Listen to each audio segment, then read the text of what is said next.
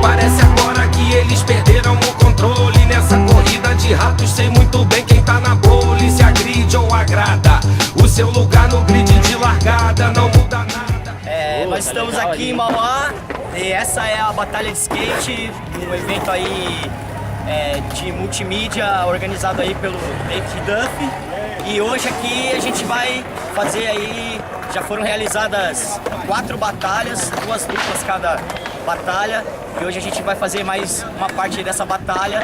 Lembrando que, como todo mundo sabe, a regra é não colocar os pés no chão, não serão consideradas nenhuma manobra de no comply, de boneless. As manobras terão que ser executadas e voltadas com as 4 rodas no chão, os 2 pés na base.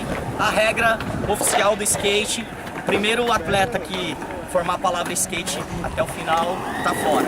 Nosso juiz aqui, o Coelho.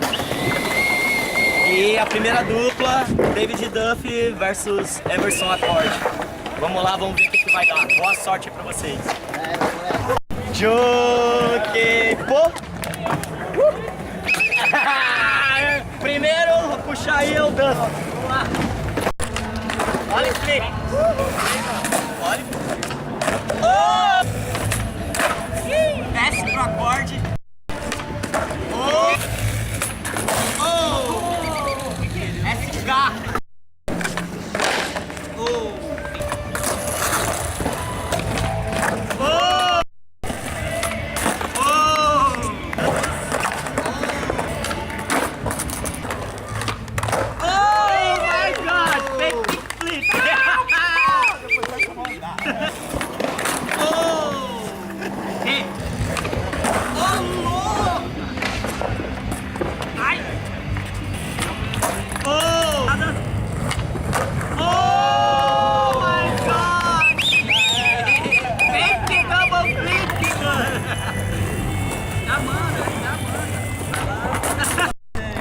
Vai lá!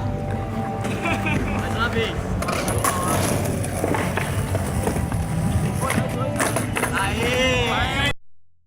Essa foi a primeira batalha, as duplas foram Duff versus Emerson Accord e agora nós vamos para a segunda batalha. Rolou um Perfect Line. Levanta a mão. E o vencedor da batalha é...